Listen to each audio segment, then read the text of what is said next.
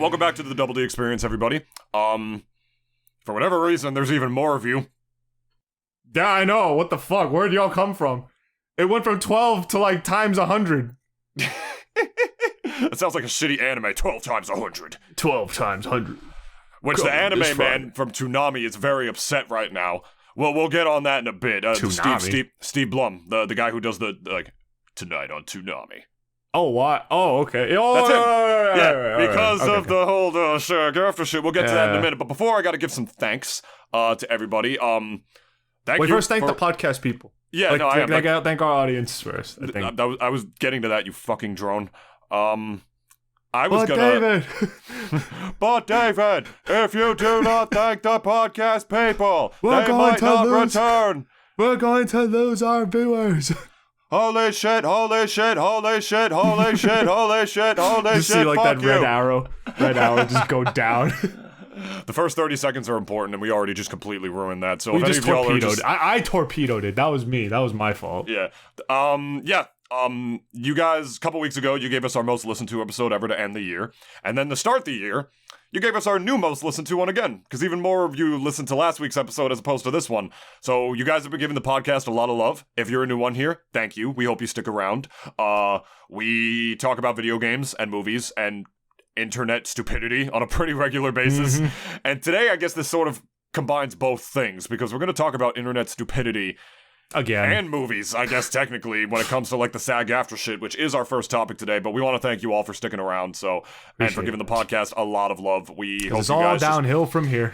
If you guys can help us start each episode with thanking you all, that would be sublime. As well as everybody who gave me good feedback for Luminosity Makes Big Moves this last weekend. I casted top 8 of the Nickelodeon All-Star Brawl bracket. A boy out here. It was scuffed at first, it was some silly behind-the-scenes things that went down, but I wound up getting a higher block than I was originally scheduled for reasons, and I hope I was able to show my love of the game through my casting. Wait. As opposed to anything else. But that's all I was going to say about that before I got into the... But I actually want details. Tell us where you went, what you did, who you saw, who you fucked, who you sucked, everything. Who I fucked, who I sucked, who I saw. Yes, everything.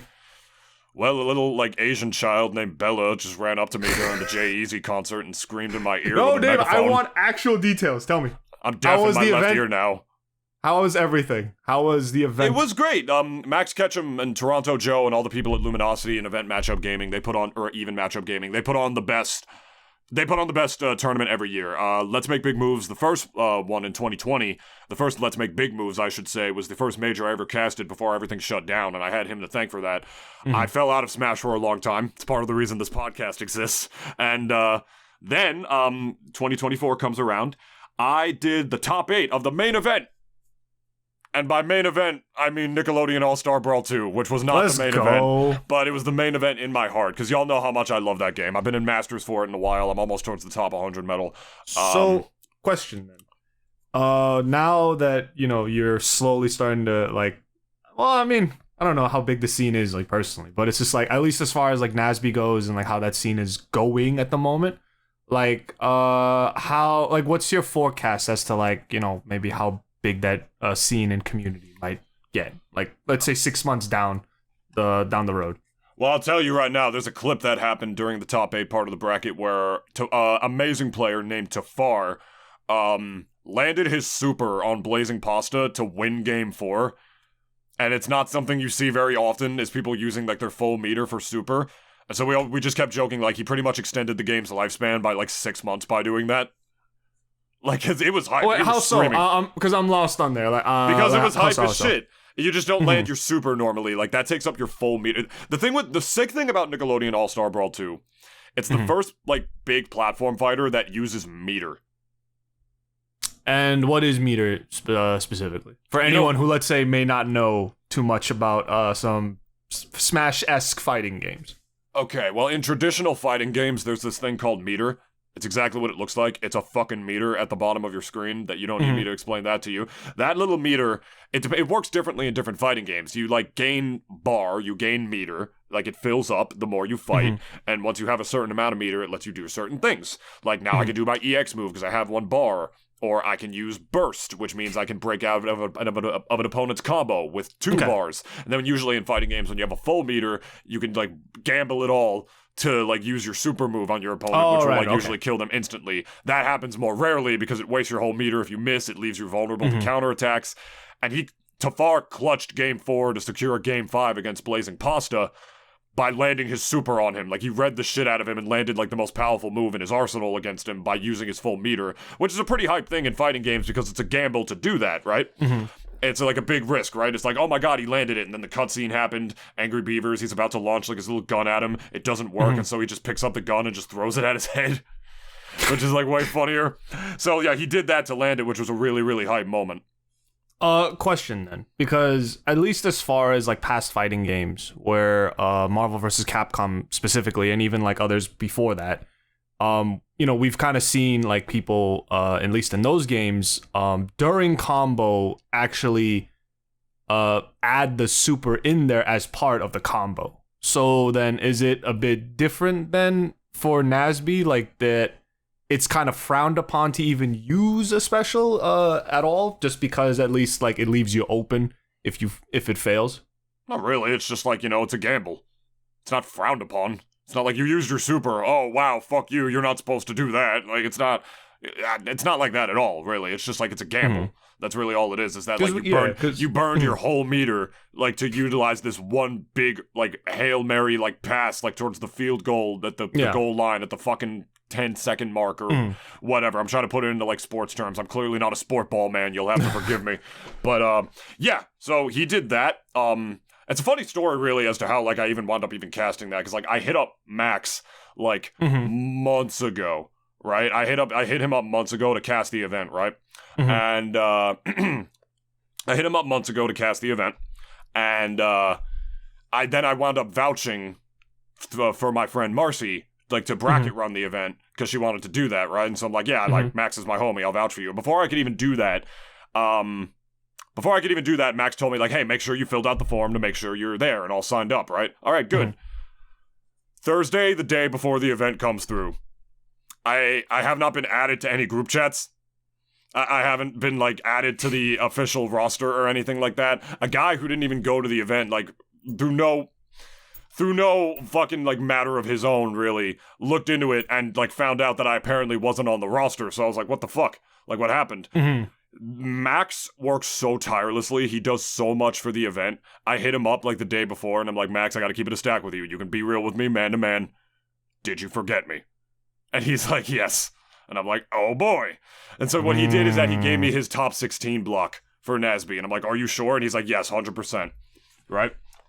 So okay, good we man. going. Oh, he's the goodest of men. Yeah, and I don't even blame him for doing it. Him and a couple other people do literally everything for that event. It's like you see him scramble around the venue at the New Yorker hotel when we went there, right? So I go in for my top 16 block. I'm casting with a beta tester for Nickelodeon All-Star Brawl 2 named Blackamar. And we sit down, we commentate one set as top 16 starts, right? And something I didn't know for NASB 2, right, is that I've only been playing the game online. A lot of the tournaments are online. The netcode for the game is great. It's got crossplay. It's like very lagless. It's wonderful, right? Apparently that was to compensate for the fact that offline the game is a clusterfuck worthy of the gods themselves. Because in the actual bracket itself, it turns out the game cannot run if you use a GameCube controller and a Pro controller at the same time. It makes the game crash, or a controller just won't work, or it fucks with the menus, or it makes an opponent's controller very laggy. It's dog shit offline. I'm saying that as somebody who loves NASB 2. There's a hotfix on the way, they're working on fixing it, but they weren't able to get that out in time. That's a shame. Max even was talking with the developers. He's like, yo, I can't run an offline event for this fucking game while it's like this. And they said, like, yeah, hotfix is on the way. It did not come in time for Let's Make Big Moves. So did it come yet? No. But on certain setups, it works. So that's why we were able to run the top 8. They made sure they got a good setup, troubleshooted, make sure the proper drivers are installed on the PCs and shit like that. Okay. So what happened is for the top 16 block, we casted one set. All the energy's there. I'm going in. I'm like, yeah, I'm casting like NASB. I'm so happy. This is my only block for the weekend, right? So I'm like giving it my all. I'm doing my thing. I wore my nice shirt, my new Mario and Luigi cufflinks and everything. Like, I was going all out, right? This nice LL Bean shirt that my parents got me, right? We cast one set. They're taking a mighty long time on the stream setup to try to get the game to work after that set, because I guess somebody was using a different controller, right? Okay. You use 2 GameCube controllers, it's fine. You use a GameCube controller and a Pro controller, it mixes? No. They couldn't get it to work, and so they cut it. They just weren't going to stream the rest of Top 16. I signed off the cast, and that's my block for the weekend. Okay. That I originally didn't even have. I casted 1 set, and that's it. Wait, so then you were supposed to... Well, you were supposed to broadcast a couple other... The whole Top 16. Okay, so the whole like top before 16, Top okay. 8, which was the next day. I'm doing a good job playing it off. I'm like, this sucks, it happens, whatever. Yeah. I'm low-key devastated. Because, like, it was, like, the whole thing was so scuffed, you know? Like, the offline brackets felt scuffed. I apparently originally wasn't on the roster. Yeah, It's just the game's fault, it's really. the fucking developer's fault, like, full stop. And I feel like I'm allowed to criticize it. Like, it's kind of... It's so funny how Smash Brothers runs pristine offline because it's all designed from the Nintendo hardware. This guy's using a GameCube controller. This guy's using a Pro controller. This motherfucker's out here playing the game with a single Joy-Con. It all works together, and it's completely fine, right? Then online, the game has twice the amount of input lag. Like, Smash Online is dog shit. It's always been dog shit. And then this new platform fighter comes around, and it's the exact goddamn opposite. It's like the inverse, really. The exact opposite, where, like, online it's pristine. You can play with a guy on PS5 when you're on PC. Use your own controllers. It's great. It's got crossplay. Lagless. It's got crossplay, yeah. Oh, God. It's like, great already. online. It's amazing online. And then offline, you could tell where the fucking budget went, I guess. Like, dog water just didn't work, right? So I'm low-key devastated. I'm talking to other commentators who've had, like, you know, similar things happen to them where they're supposed to cast, this doesn't happen. I'm very upset, right? I come through the next morning just to hang out. I'm playing with Tafar. I'm warming him up for the top 8 bracket. I just go upstairs to the VIP area just to hang out. I wanted to watch the top 8 from there. I just wanted to be there, right? And because I wanted to ask Max and be like, because Max is supposed to cast top 8. Yeah. And so he's tired as hell. He's running around the venue. He got no sleep the night before. He's stressing, like making sure Jay Easy's going to show up for, like, you know, and now top it's like 8. on top of that, I have to cast, like, as well, with the energy needed to cast as well. Like, that's 11 in the morning too, mind you. He got no sleep. And so before I could even ask him to either do a tri-cast with him and Blackamar or split the top 8, he just gives you the mic. He's like, David, honestly, like, you want to do the first half of top 8? I'm like, bro, I was going to ask you. So he gives it to me. He tells Blackamar, it's like, you're in good hands. Like, this guy's a professional. Like, I've known him for years. And so I wound up doing an even higher block, like, in the higher, like, top cut of the bracket than I was even originally scheduled to do, just because I was in the right place at the right time. Love it. Yeah, so I wound up doing the first half of top 8 instead of just doing top 16 because they were able to wind up streaming it to begin with. The show was incredible. The sets were so hype. This picture I sent you where my head is actually down, I put that on screen. Marcy didn't actually scream in my head with a megaphone. That was because the set got so hype when Tafar landed that super that I was telling you about. He fucking shook me. Like, he was literally shaking me. It was like the Joe Rogan meme where, like, it's all 3 of them. You know, it's like... And they saw, like, that crazy shit. You see, like, that face of it, it's just like... So breathing in, like, through your mouth. It's just like, oh my God. Oh my God. Hey, so have you ever done PCP? And then that's what Joe Rogan asks. Like, they just like, hey, you ever done this hard-ass drug? Like, out of nowhere. Yeah, so we're shaking each other over how hyped the set got. Then my head just went down. I'm like, yo, what the fuck just happened? It was awesome. It wound up being the best block I've had in years. And it was an honor to be able to do it. Not even just because it was a higher, like, top cut, but because I genuinely love Nickelodeon All-Star Brawl 2. This tournament, this is the biggest tournament the game has ever had so far. And the fact that I was doing the top 8 of the bracket is, it was such an honor and a privilege, truly. Like, I hope my love of the game shined through my words. And before I could even really say that, like, people are adding me in the Discord, you know, people were saying, like, yo, Nintoonist, it's Nintoonist in Twitch chat. Oh my God. Like, people who knew me, people who didn't even know me in real life, people who I just played in NASB brackets online. They were just like, yo, is that my GOAT? Like, on the top 8 comp, like, yeah, it's me. But so before it hurt so bad, like, because I got all dressed up, I had my cufflinks, it felt like I got dumped on prom night. You know, Yeah, like real talk. yeah. That's literally how it felt. I'm like, I almost cried a little because I'm like, I got all dressed up for this. That's how it felt. You know what I feel mean? I'm that. like, oh my god. And next day I'm just wearing the LMBM hoodie, just like repping the tournament because it's the best tournament of the year. And don't let anybody else tell you anything is. If anything else, like when I hit up Max, I literally like grabbed him like, Max, look at me in my eyes. You're doing a fucking wonderful job. Everyone's having a great time. You're doing amazing. That's my boy. Like, you know, I've been to his house. Like we've DGen. We played games till like 5 a.m.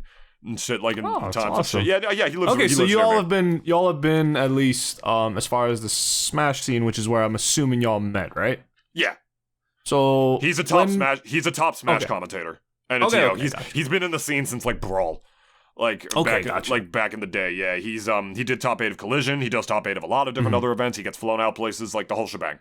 Gotcha. And I wanted to ask then, because like I know at least NASB's competitive scene is at least fairly more younger than, let's say, Smash's, and amidst all of like, you know, now Nintendo's whole implementation of their regulations is regarding like, you know, tournaments and even like just any such events where like I guess Nintendo anything is involved, like as far as like NASB and like where they're at right now, like do you feel as if it's like still a fairly young scene, or it's already like sort of come into its own through this event, like at least if that's what you notice? It helps. This is the biggest tournament for the game so far. NASB won. You know, that game came out in 2021. You know, the game eventually kind of like, you know, it fell off a bit because like people didn't like, it had its issues, you know, like it had its online issues, like it had its polish issues among many other things.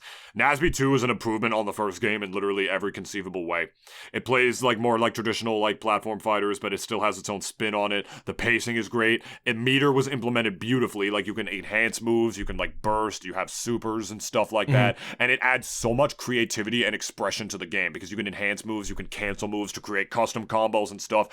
It's one of the most like unique platform fighters like out there right now, and the game is sick. I encourage anybody to try it. It's wonderful. So this definitely helped. It's a young scene, but it's got like a lot of great community organizers. There's a huge like Discord for it. Anybody who says the game is dead like literally has no idea what the fuck they're talking about. They're just salty, or they're Smash players who, despite hating Smash, still only play it. Like, literally no one. The only thing that Smash players hate more than their own game are other platform fighters. And I genuinely do feel bad for them. It's like not all Smash players, but there's a lot of them that do not like the game anymore, yet they still play it because they don't fucking know anything else. Or they don't do anything else with their life. And it's very sad, and I hate to see them dog on other platform fighters for that, because like if you don't like the game anymore, just stop fucking playing it. Like real shit. Like that's what I did. I didn't like Ultimate anymore, so I stopped. But then all they do is fucking cry on Twitter about Steve being broken or whatever, or like, I hate this character, I hate that character, blah, blah, blah. Try a different game. There's other platform fighters now. Like, it's not even a Smash clone anymore. Like, you know, like you can't call these other like platform fighters Smash clones. Smash Brothers created a whole new genre of fighting game. It's called platform fighters. It's literally a whole new genre now. There's other ones. There's NASB. There's Rivals. There's Multiverses. There's all these different ones. Multiverses as well. There's all these different ones that you could try. But then, as much as you hate Smash, all you do is like, you know, cry about the game on Twitter every day, like post about it like a bracket result that I'm just gonna be real. No one gives a fuck about you not getting top 8 at your 9-man local, and then you go back to the next. Then you go back to the next one the next week. Like if you don't like it anymore, just stop fucking playing, because you're making your scene look bad, you're making yourself look bad, and you're dogging on other games for no fucking reason. Like, you basically, when you say that shit, you are outing yourself as saying, this is the only thing I have going on in my life. Arguably. I'm not even saying it's arguable. It's true. It's fucking true. Like, if all you do is, like, you hate Smash, but then you go back to your locals every single week, which I'm not saying not to support your locals, I'm just saying if you don't like it anymore, try a different one. Like, there's other shit. Like, no one gives a fuck about you complaining about the game every week on Twitter. Like, shut the fuck up. I'll even be diplomatic here and even take a shot in the dark. Assuming that at least NASB's competitive scene, as fledgling as it is, has plenty of Smash veterans coming in, right? Like, I'm sure there's plenty of them Blazing that have transitioned Pasta was one of the best.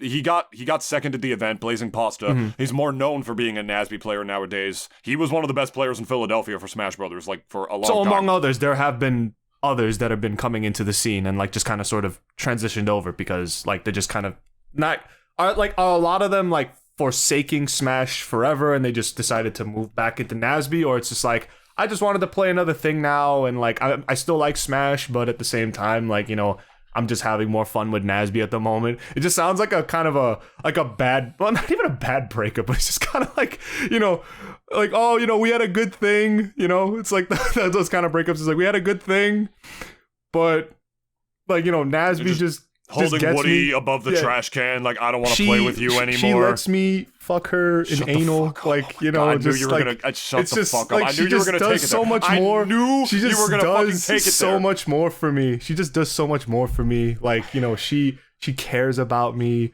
Her online isn't shit. I hate you. She doesn't just sit there while I hate like you. just do things. I You hate just you. sit there most of the times. You just don't like move. It's like I'm fucking a doll. You know, like she actually does stuff. I hate You know, you. like I hate you. like I Smash. hate I don't you. know what to tell I you. Like hate she you. just gets me. I hate I don't you. like, I you know. hate you. She's I the hate Daisy you. to I my hate life. you. I She's the hate Daisy you. to my I hate Luigi. you. I fucking hate you.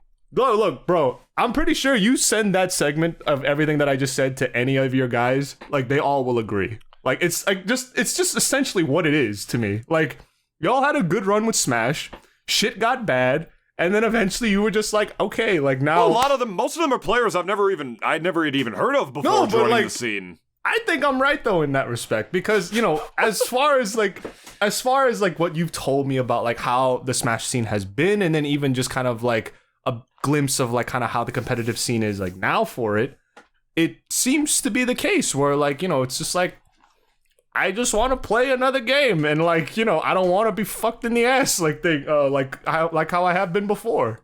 And at the very least, it just seems NASB gives a shit, because they've already, you even said like, oh no, we hear you about like the whole with the different controller issues. Yeah. So like, we're on that shit. I don't know like how often or prompt like other developers have been with that kind of stuff, but that's something that I've rarely seen where like, you know, they told your homeboy like, yo, don't worry, we got like, you know, we're working on this like thing, we hear you. Others would just give you radio silence half the time anyway. So at the very least, like, you know, I think as far as the foundations go for NASB, it just seems as if it's like, you know, a very, you know, good forecast of things to come, because, you know, NASB isn't under no crazy fucking regulations the same way Nintendo is with Smash Brothers, at least, you know, currently. I hope that never comes, but, you know, obviously, like, as far as it is presently, it's very much a great foundation, is what I'm saying. And I'm objectively not wrong when I say that, like, you know, it's just like, not that, okay, NASB is better than Smash by any means, but it's still a pretty young game as far as, like, NASB 2 goes. But as far as, like, you know, I think you're just probably going to see more people moving over, because it's just like, hey, I'm having fun. And like you said, there's some bitterness that does come with competitive players that have been playing something for so long. And it's just kind of like, I'm not going to say it's not their fault, because it's just like, you're still a human being. You still know what the fuck you're doing. But at the very least, it's just kind of like, you know, when you've just been doing something for so goddamn long, for how many fucking years, and like now it's just kind of like, obviously it's not like the same sort of game or scene that you kind of was growing up with, or let's say even like the one that you kind of grew with. But now it's just like, it seems to be the case where like, you know, NASB's just like, you know, it's like very welcoming, it even seems. It's just like even telling people like, yo, like please, like come join, and like let's just make this shit bigger. And like, at least as far as your the guys that you were you know, hanging with, like that's what their mission is. And I'm all for it too, because Nintendo's being just a bit more restrictive with that shit now. And it's just like, once you got big daddy Nintendo involved, it's just like, you have no say as far as shit goes. Like, it's whatever way they want to do it. And if you don't like to do it, then don't do it then. It's as simple as that with them. But in this case, I'm saying like, this is more of that freedom there. I will say getting a Nintendo license has been way easier of a process for a lot of tournament organizers than we would have met the eye. Collision has one, and that's running in a couple of months.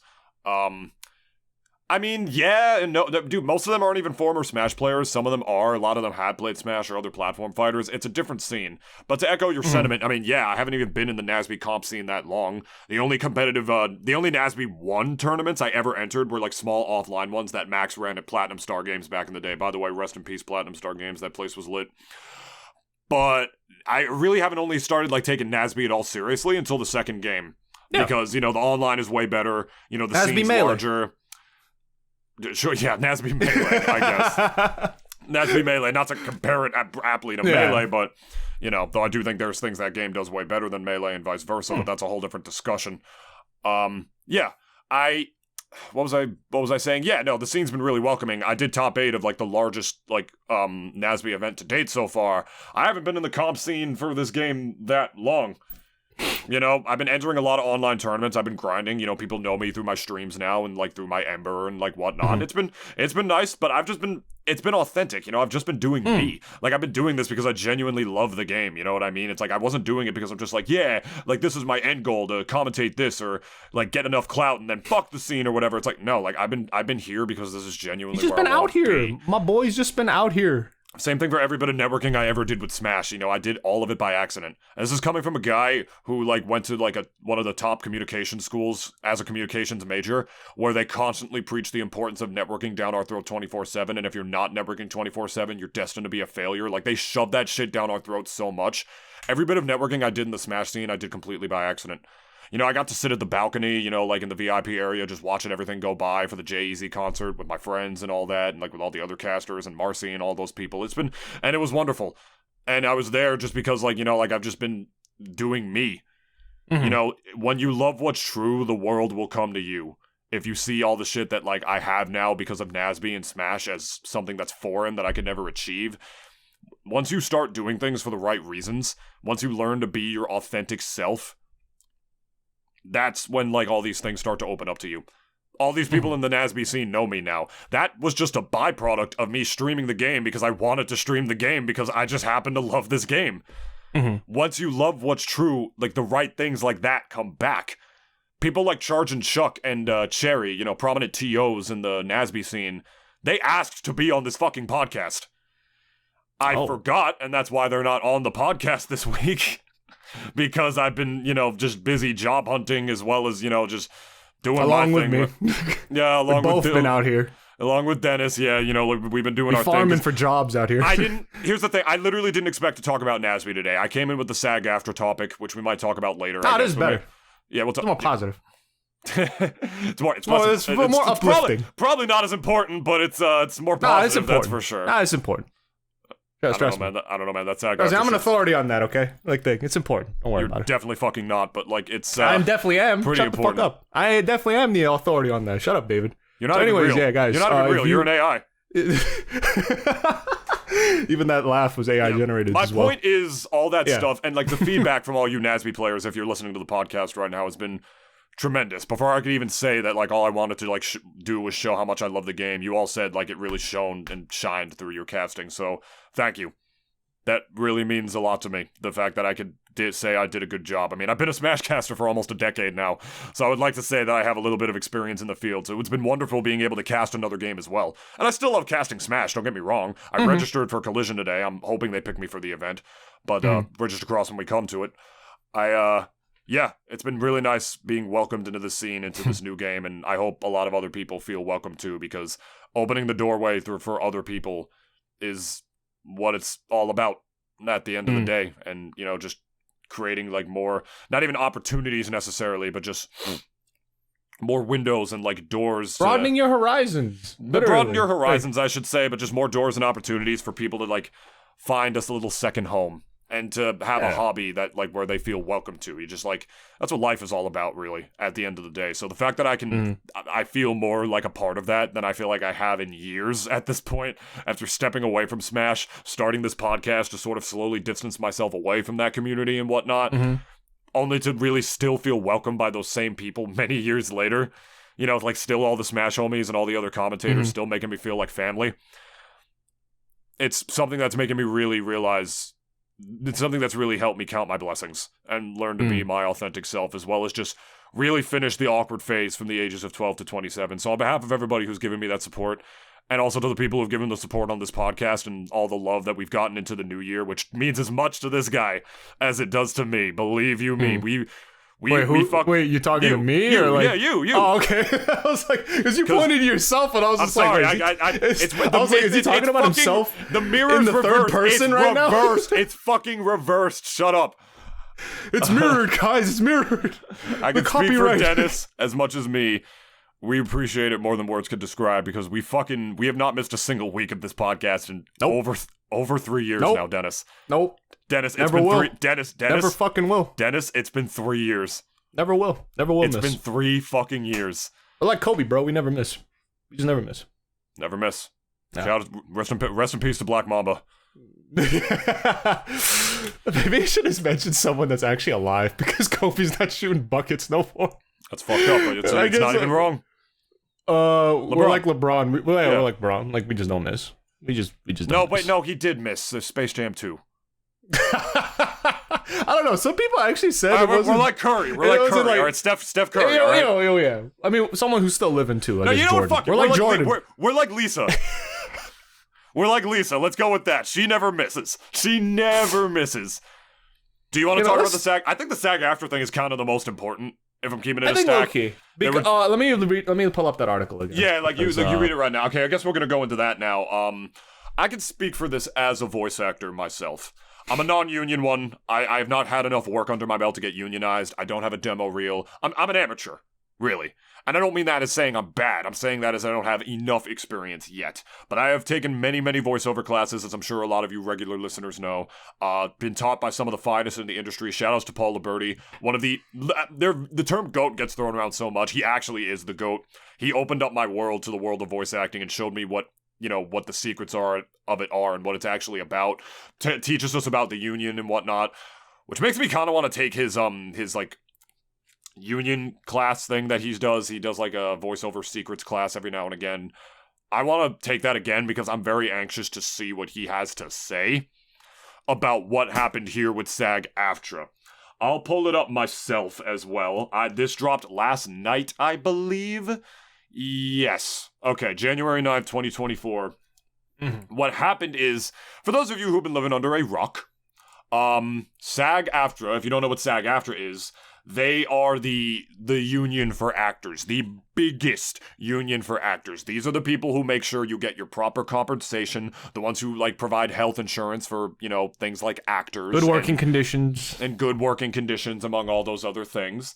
The Screen Actors Guild, the American Federation of Television and Radio Artists. That's what it stands for, SAG-Aftra. They are the main union for actors, and they have also been covering voice actors for a very long time.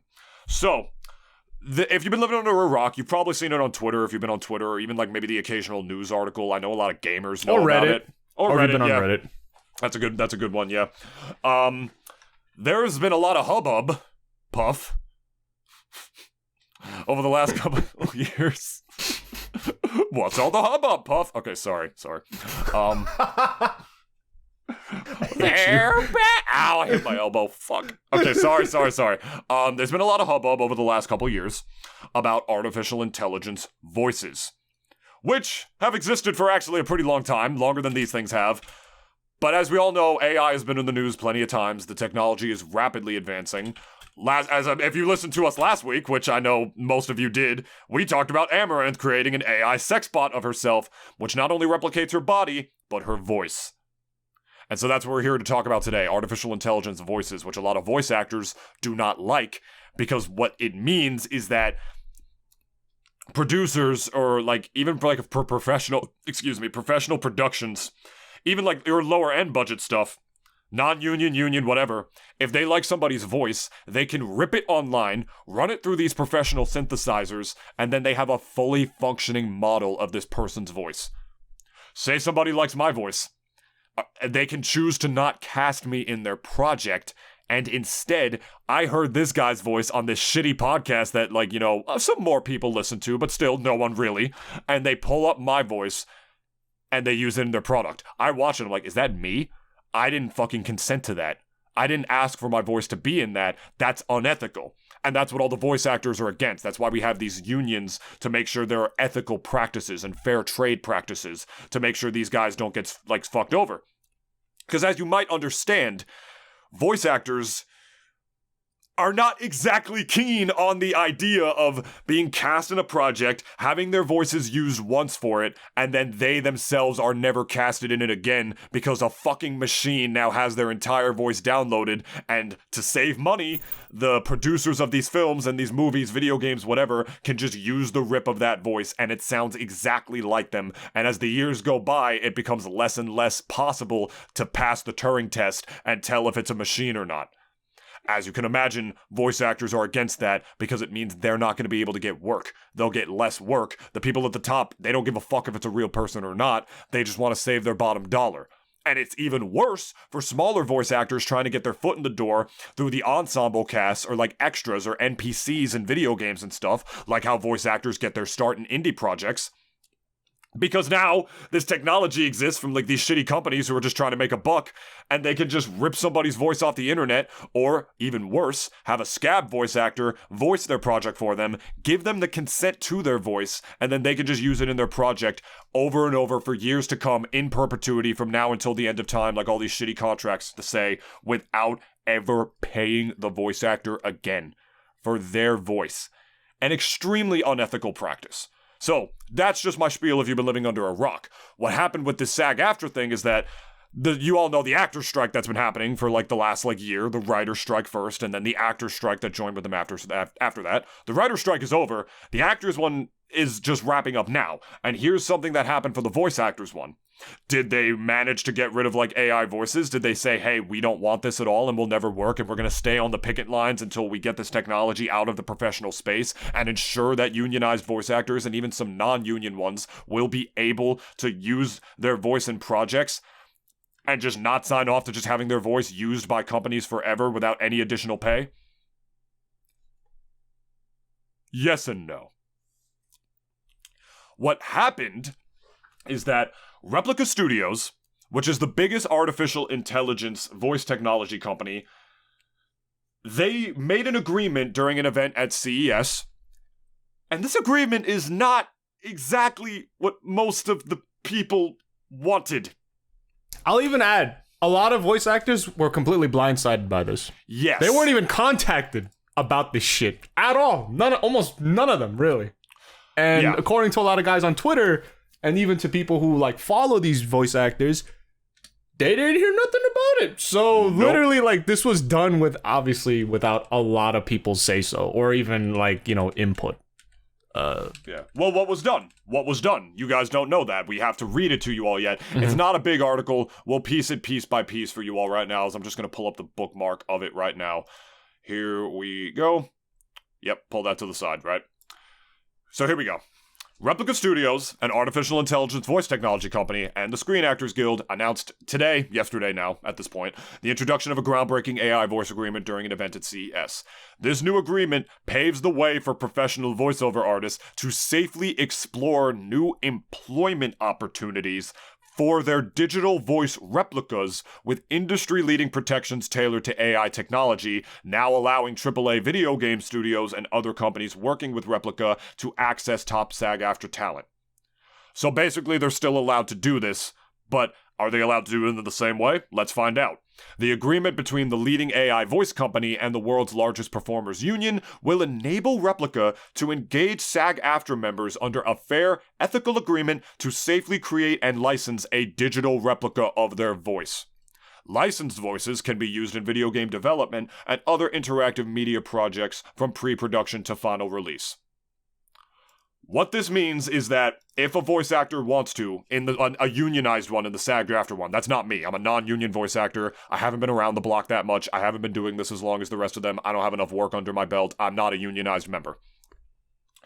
What this means is that these unionized members, which are a lot of your favorite voice actors, Tara Strong, Grey DeLeslie, Steve Blum, Rob Paulson, all the ones from all the cartoons that you guys watched growing up and the video games that you play. Who's the guy that does fucking Kratos again? What's his name? Christopher Judge. Christopher Judge, thank you so much. I'm assuming he's also SAG-Aftra. If I had to guess, like I'm assuming to be in a big budget project like God of War, I imagine, right? So, what this means is that they can now sign off their likenesses to this Replica company. Vocal likenesses. Vocal likenesses to the Replica company, and their voice can be used digitally, which a lot of people are not happy about because they're like, isn't this the thing that we've been striking against this entire time? Us literally being replaced by machines and having there be no soul in any of the media that you guys watch in the future? What if eventually me and Dennis aren't real? And this is a whole like AI thing you're listening to right now. It's possible the official podcast is teased doing that with Charlie for an episode. I think they might have actually done it once. But either way, they're not happy about this, and we feel like we got kind of blindsided by it, because to bring up another voice actor by the name of Steve Blum, you might recognize him as the guy who does Toonami. Yeah, every night. He was also Tank Dempsey in Call of Duty Zombies. He's been in a lot of anime and whatnot. Sub-Zero in the Mortal Kombat games as well, before Mortal Kombat 1 recasted him. And because it's a reboot, it's like that's a whole different universe, so like they wanted him to sound different and shit. He is the top dog of the top dog of voice actors. He is within the top 10 most hired and highest paid voice actors ever. He's my inspiration as a voice actor, because he started doing that shit when he was like bordering 40.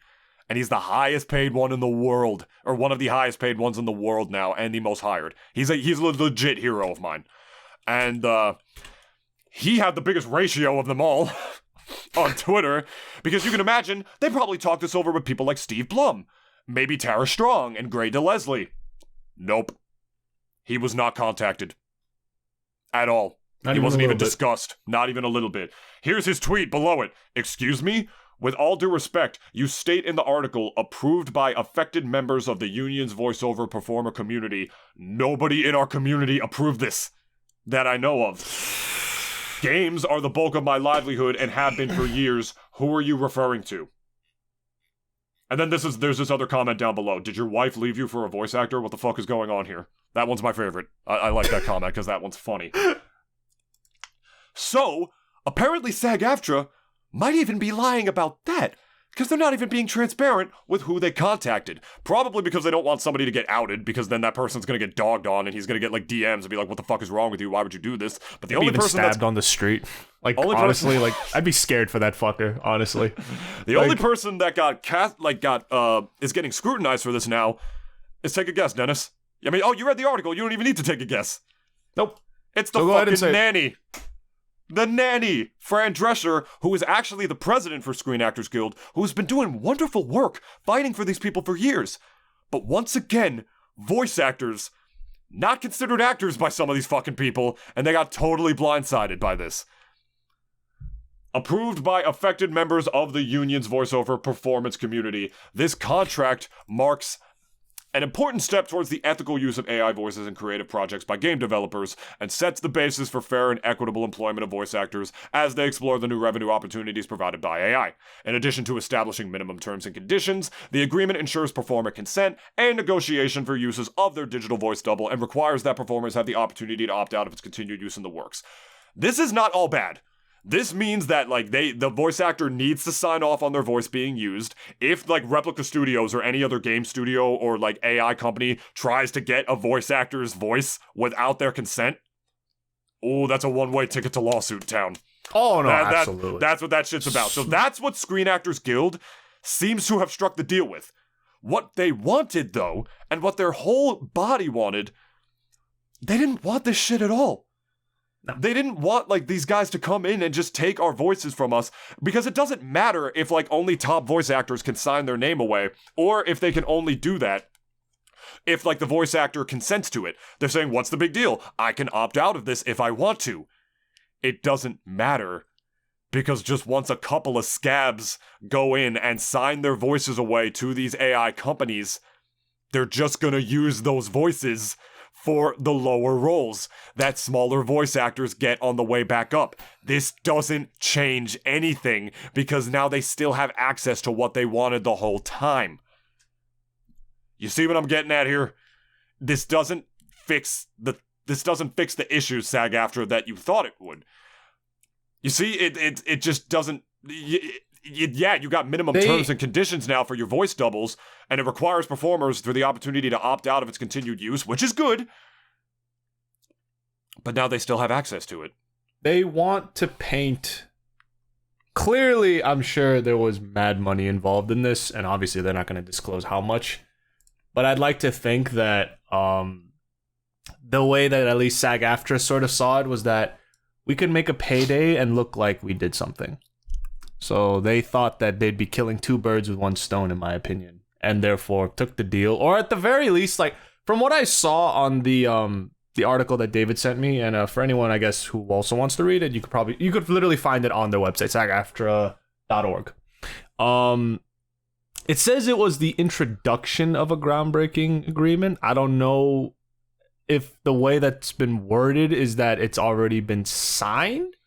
I'm assuming no, just because an agreement like this would take a couple of months to kind of like sort through the kinks, is like, because lawyers have to get involved with this shit. But like, I mean, as far as like this kind of goes, like it just seems like it hasn't been implemented yet. I may be reading that wrong, but if that is the case, then maybe it's not too late to maybe work out the bugs in this, because again, most, as we said, voice actors were completely blindsided by this. They had no idea this was going on. And at the very least, like, it just seems to me, none of them, even like the biggest ones like Steve Blum, were not even contacted about this. So therefore, like, it just seems like, I mean, let me see if Tara said anything about this. I mean, I want to look too. Like, not the Tara, but just to see if this thing actually has been implemented, because that would be crazy if they already did this. Like, because if it is just like okay, we're introducing this agreement. Do you guys like it? No? Okay, we're going to change some shit around. Like, I hope it's at that stage and not like, we already did it, fuck you guys, and like, we're going to get our bag, and again, fuck you guys again. Artificial intelligence has dominated the headlines, and this is a quote from Fran Drescher, by the way. Artificial intelligence has dominated the headlines, and for most performers, the best protection against the unauthorized digital simulation of their voice, likeness, and or performance is a SAG-Aftra contract. They are the only people defending like us from like, people just literally being like, hey, you can just take whatever voice you want, the internet's just running this over. Non-union, it's already a problem. Like you just gotta make sure in the independent contract that you sign with non-union work. I have to read those when I like go through voiceover job boards. Hey, are you gonna take my voice and just fucking like keep it? And just run it through these simulations and then just, never hire another voice actor again? Are you gonna do that? We are so happy to partner with Replica Studios because it's a great example of AI being done right, said SAG-Aftra President Fran Drescher. Maybe they thought, like, okay, we can't get rid of this. We're not powerful enough to do anything about this technology. It's already overtaking so many parts of society. We got this redheaded, like, $60 million, like, 1% fucking OnlyFans thought out here making, like, AI, like, body doubles of herself to sext her horny fans for her. What can we do about this? Who knows? But, article's almost done. It's a very small article. That's why I'm reading it. Recent developments in AI technology have underscored the importance of protecting the rights of voice talent. Yes, it has. Particularly as game studios explore more efficient ways to create their games. Yeah, more efficient. You guys can probably figure that out. It's more efficient because they don't have to hire voice actors and they could just keep people's voices forever in a digitized database. This was said by SAG-Aftra National Executive Director and Chief Negotiator Duncan Crabtree Ireland. What the fuck is that name?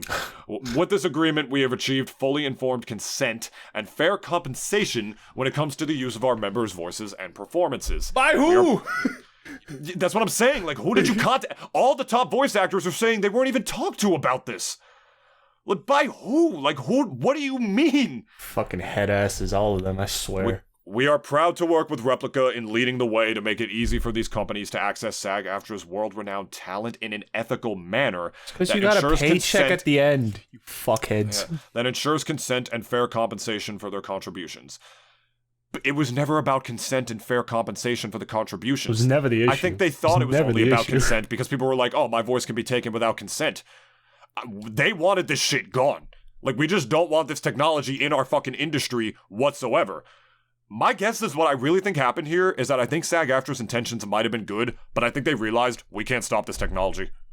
There's nothing we can do. Like, we can't fucking stop this. We just need to make sure that if voice actors want their shit to be signed up for this, that it's ethical, their voices aren't taken, and if they opt out, if these fucking companies continue to use their voices and shit, like, they're done. Like, they're not allowed to do that shit. Like, the guidelines should be airtight. Which, I'm gonna even just say this because, like, play a little devil's advocate or give them the benefit of the doubt, right? Well, it's because, like, for one, what you just said is right. There's no stopping AI. Like, and I think the way someone even wrote it was, like, I've read somewhere where if the more you try to put AI in the light of the tool of your oppressors, the more it will become that. So at the very least, like, from their perspective, they were advocating that, like, look, we have to, like, kind of learn to live with this to a certain extent. And, like, just, and I guess that's where, like, the guidelines fall in, and, like, it's sort of kind of, like, painted in a way, like, where, so it's not as bad as, like, y'all are saying it out to, like, saying it is, like, because we have these guidelines now, and, like, you guys are protected. And I think maybe, like, I want to kind of say that, like, again, like, it's an agreement. Like, you can say if you want to kind of opt into that program, and if you don't, then okay, we won't use your guy's voice just because we have a fear of lawyers and lawsuits. We don't want to, like, ever dip into that shit pie. So, like, we're just not gonna, like, do that against your wishes. Hence why, like, they have, like, the whole, like, sort of contract and guidelines in place. But I guess, to a certain extent, I kind of do agree in that, like, again, like, I was kind of advocating AI in the sort of way where, like, okay, it's gonna happen, and at the very least, like, in my perfect world, like, I always just said that as long as AI is always just used in, like, a purely supplementary matter and, like, not, like, the primary way of doing things, then I'm, like, all for it, because, again, like, we could always use the help, I'm sure. But at the same time, like, as far as this thing goes and as far as the context is concerned, they were not told this. That's my main beef as well, that they were just not told about this. And I'm sure, like, because, again, I even said so that this is a sort of agreement that, like, takes months to kind of work through.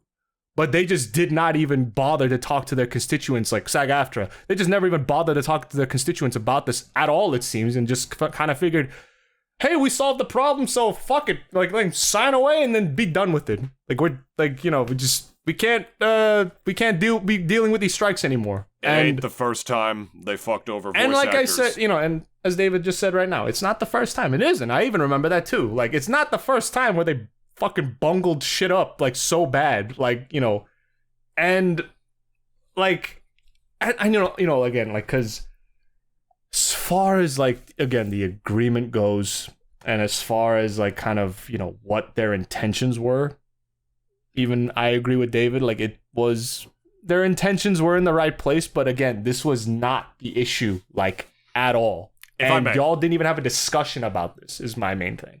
If I may, because with the final paragraph of this article, it's exactly what you said. It's a little tone deaf. It wasn't about what it was. Let me read this final paragraph here, right? Replica, here's their quote from the company, is proud to partner with Sag-Aftra to introduce an ethical approach to the emerging use of generative AI. We are excited by the new opportunity this opens up for world-leading AAA studios who can now access the benefits of Replica's AI voice technology while knowing that their talent is recognized and compensated fairly for the use of their likeness, said Shreyas Nivas, CEO of Replica Studios. Our voice actor agreements ensure that game developers using our platform are only accessing licensed talent who have given permission for their voice to be used as a training dataset, as opposed to the wild west of AI platforms using unethical data scraping methods to replicate and synthesize voices without permission. Sag-Aftra this is a settlement because they know they were going against Replica Studios here. That's why they think it's so revolutionary they made an agreement. They only tackled half the problem. They were so focused on making it ethical to use, like, voices, and that the voices have to be licensed, and if they're not licensed voices that the voice actor consented to being signed away, they are not allowed to use them. What they didn't focus on, or didn't care about, is what this means for the future of voice actors. The young ones, the new ones, who are not going to be able to get roles because of the few, like, voice actors who do sign away their likeness, who will just continue to use their AI voices in other shit. They now have a library now. Now we don't have to hire another one. This is only for SAG-Aftra stuff, so maybe this isn't going to affect non-union work, and non-union is just still the Wild West in that you just have to make sure the individual person you're working with isn't going to do this shit. And that's why you have to make your own NDAs and, like, you know, make them sign, like, you know, waivers and shit. But what they didn't think about is the fact of what this means for art. No one wants to listen to someone tell them a heartfelt message in a movie and hear the moral or, you know, teachings or the wonderful message of a movie from, like, someone that's not even a person. No one wants this new technology to exist to take away opportunities for newer up-and-coming voice actors. They were so focused on, like, trying to make it, like, an ethical practice and saying, oh no, now the voice actor will get recognized for their work and they'll get fairly compensated for signing away their likeness. That's never what it was about. That was only a part of it. It was about this technology taking away opportunities from future voice actors, as well as just removing the beautiful humanistic art of the craft. That's what it was about, and, like, the fact that this technology exists and can only be used by licensed voice actors, that doesn't change it. It still makes it so you're not paving the way for, like, newer people below you. It still makes it so you're not protecting the people below you. This doesn't do the thing that you think it does. You've only finished, like, half the problem and just kind of said, fuck it, to the rest. You see, like, they seemed so much more concerned by saying, oh, the talent's recognized and compensated fairly. That's not what it was about!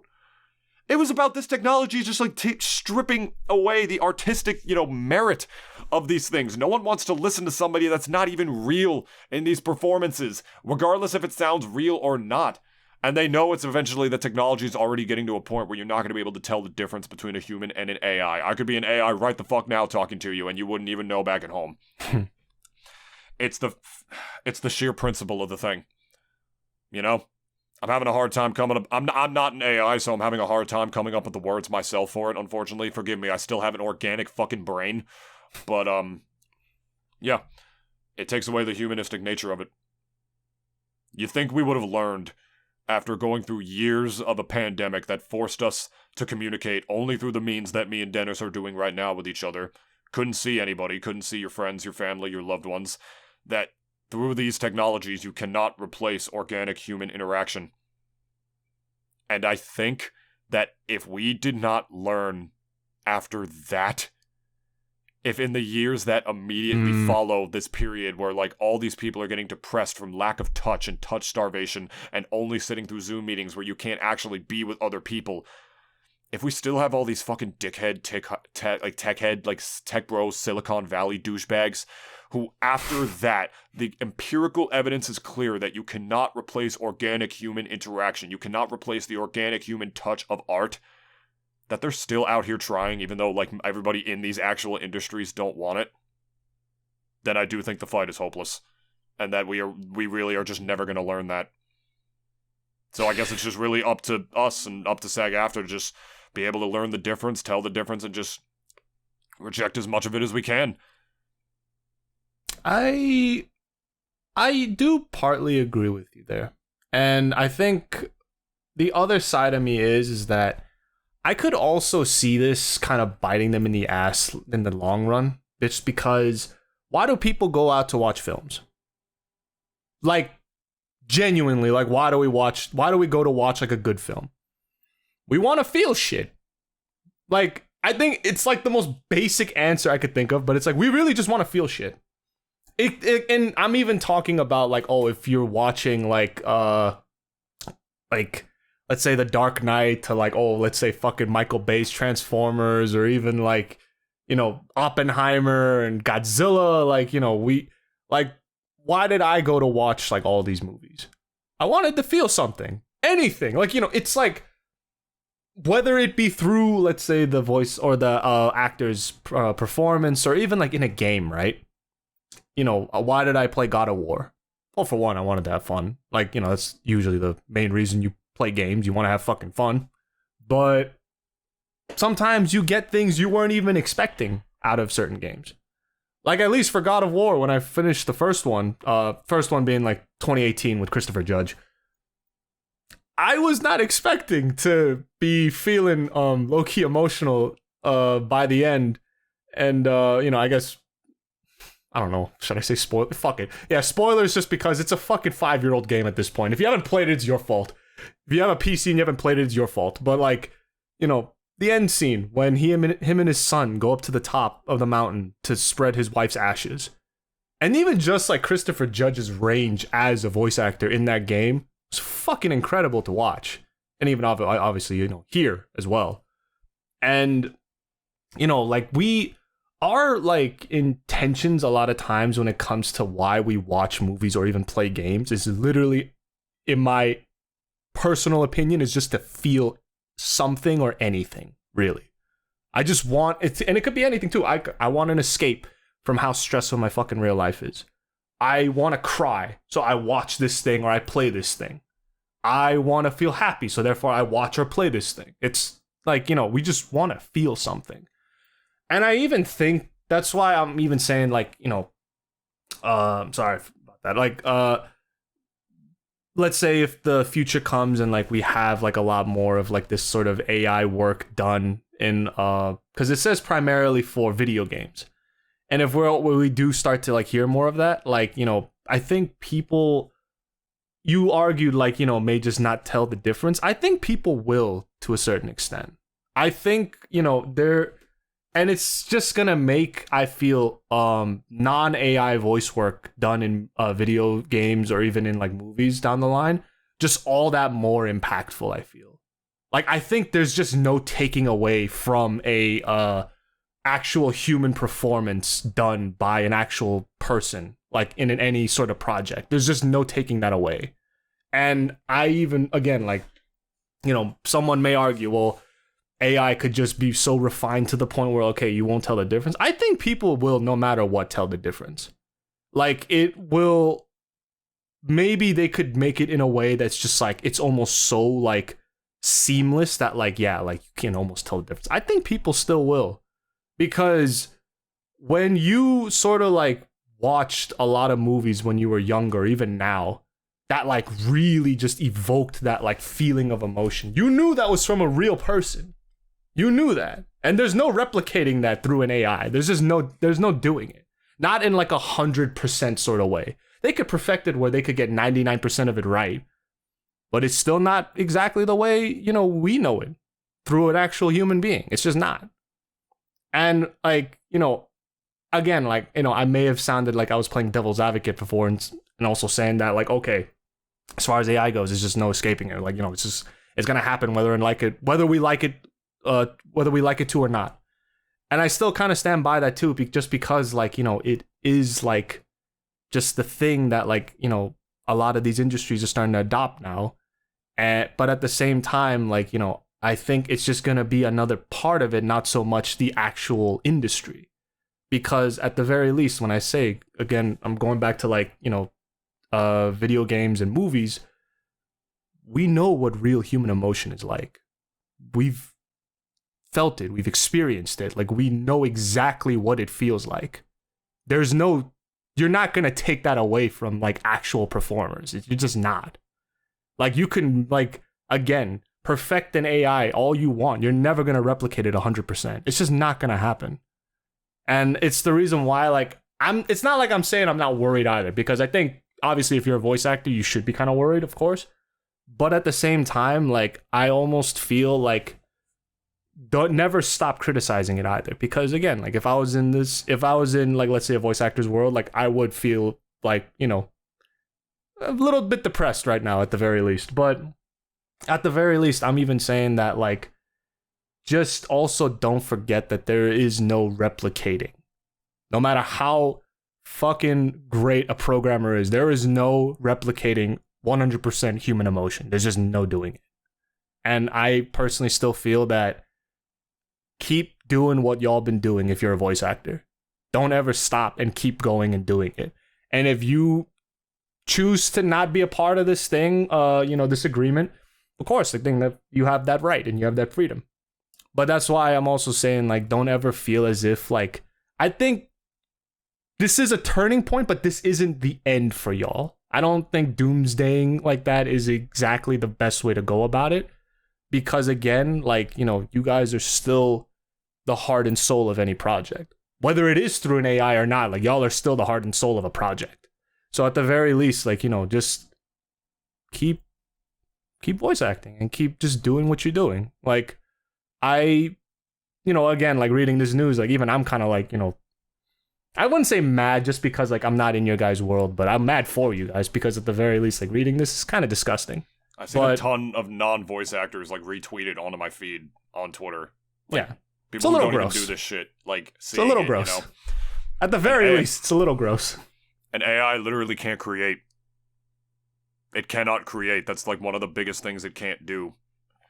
It can only take from things that do create. By definition, that is stealing. By fucking definition. And all this Sag-Aftra shit seemed to do is just try to make it so it's not stealing. That seemed to have been what their concern was. Yeah. And if it wasn't, well, y'all fucked up and you did a bad job.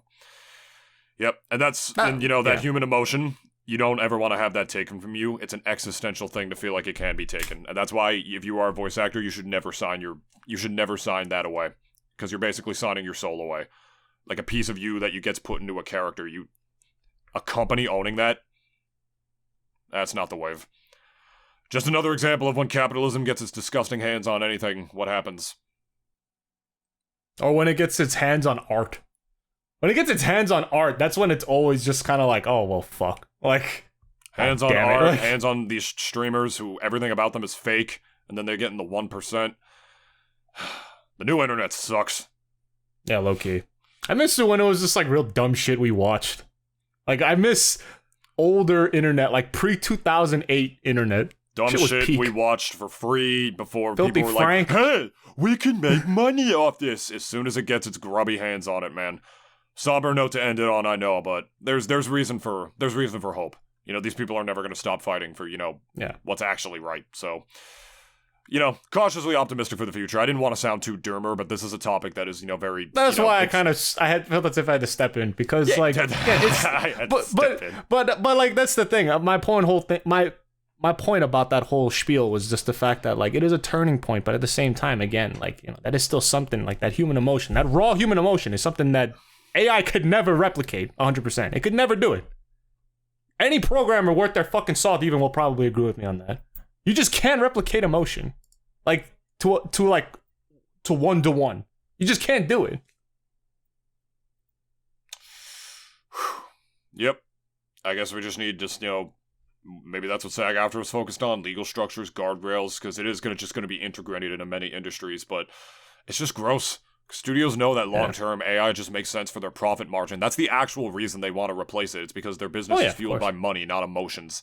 If they can just, like, get, like, a slightly shittier, like slightly less emotional performance out of an AI, they'll be like, oh, let's do that if that's just way cheaper. Sorry for the long-winded episode today, guys, but it was still something that we felt as if we had to talk about, is all I'm saying. Like, it's important because we're all fucking nerds here. And we've all grown up on movies and games. So, like, I'm just saying, like, you know, this does kind of affect us as well down the long run because, you know, we are addicts to emotion. I think people kind of don't give that enough credit as I believe it does because, you know, again, like, why do we watch and play video games? Again, I told you, we want to feel something. Anything, really. We just want to feel something. Yeah. Well, I think we pretty much exhausted this one. Ever keeping it a stack. We're done. Here are the plugs. You can, if you're one of our new listeners, this is where you can follow us. If you prefer to listen on Spotify, you can. And if you do, you can go ahead and leave us a 5-star review on there with 2 taps. It really helps with our SEO on those platforms, so we really appreciate it. I know most of you listen on YouTube, and that's totally fine, but if you guys want to help out in the mobile department, you could leave us a good review on Spotify and on Apple Podcasts as well, Google Podcasts, wherever you get it. And if you're listening on youtube.com/Nintoonist, which is where I know most of you are, go ahead and leave us a subscribe, leave us some feedback on this episode. We've been getting a lot of feedback on the podcast lately, and it's been truly a treasure to behold. We really appreciate it. Some good feedback, some questionable feedback, mostly good, if we're being honest, if we're just keeping it a stack. So we appreciate you guys even taking your time out of your day to even try to help us make our shitty show even this a little bit better. So if you are one of our new listeners, welcome again. We hope you enjoyed your stay here. We talk about all different kinds of things, like we mentioned, voice AI, video games, movies, just Just two overall, buddies talking. or even just overall dumb shit. Or just dumb shit. which is honestly what this is. It's dumb shit. So, like, if we're keeping it a stack, it all just boils down to that at the end of the day, doesn't it? A lot of y'all new guys also missed the era where I said some of the dumbest hypotheticals ever, but it was just really funny at the same time. So I appreciate them. It was a nice era. But I appreciate. I mean, maybe we'll go back to that. I don't know. But you made a hypothetical in this episode. You compared NASB leaving NASB for Smash to leaving. No, that was a metaphor. It's different. Okay, Dennis. It's different. Right. Get your idioms right. You know what I'm saying? All right, my bad.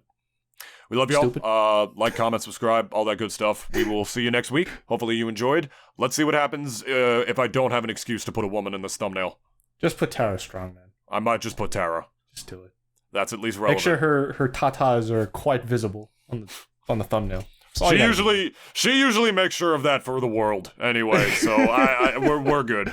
We love y'all. Mwah. See you next week. I know.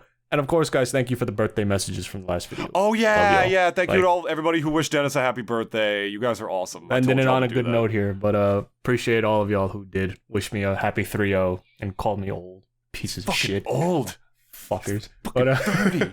I love you guys. 'Cause you're old. If You're they do that, old. if that song becomes an AI, I'm gonna cry. I won't. It's fine. Okay. We'll be okay. See y'all next week. We love y'all. Love you. Mwah. Bye. Need to pee.